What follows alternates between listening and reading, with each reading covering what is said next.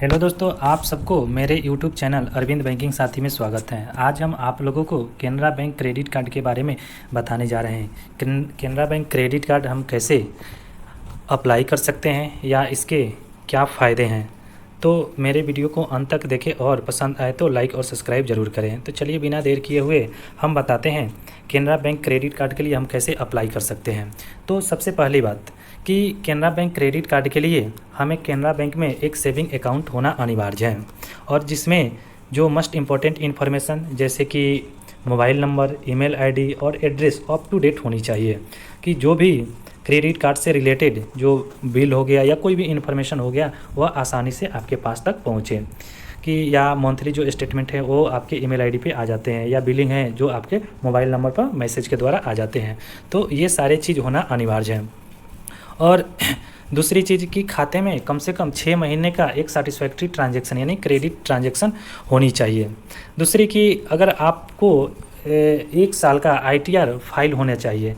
कि आपको ये दिखाना पड़ेगा अपने इनकम सोर्स कि हाँ, हम जब क्रेडिट कार्ड ले रहे हैं तो जो इसका बिल आएगा हम इसको कैसे कहाँ से पेमेंट करेंगे। तो इसके लिए आईटीआर फाइल होना ज़रूरी है।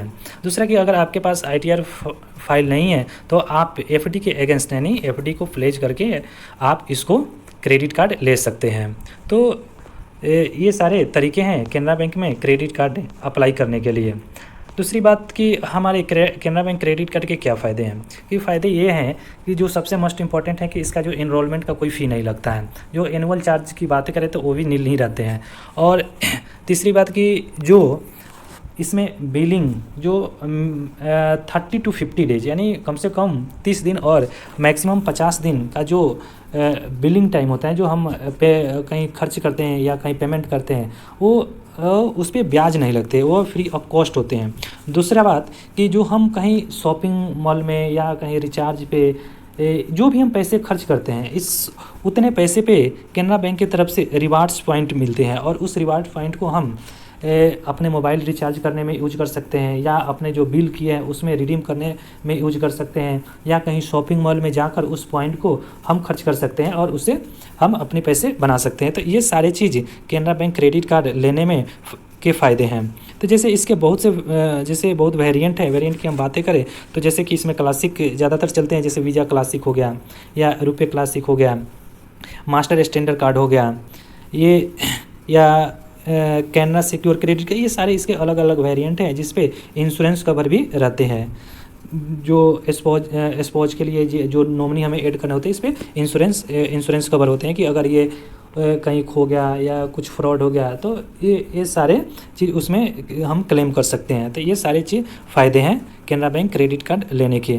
तो सिंपल से बातें हैं कि अगर किसी को भी केनरा बैंक क्रेडिट कार्ड लेने हैं तो उनको केनरा बैंक में सेविंग अकाउंट होनी चाहिए और एक सेटिस्फैक्ट्री ट्रांजैक्शन होनी चाहिए कि जो बैंक कर्मचारी है वो उनको ये हो जाए कि जो हम क्रेडिट कार्ड का जो बिल आएगा ये पेमेंट कर सकते हैं, और ये जो क्रेडिट कार्ड हैं वो एनपीए जो बैंक के भाषा में बोलते हैं वो नहीं होंगे।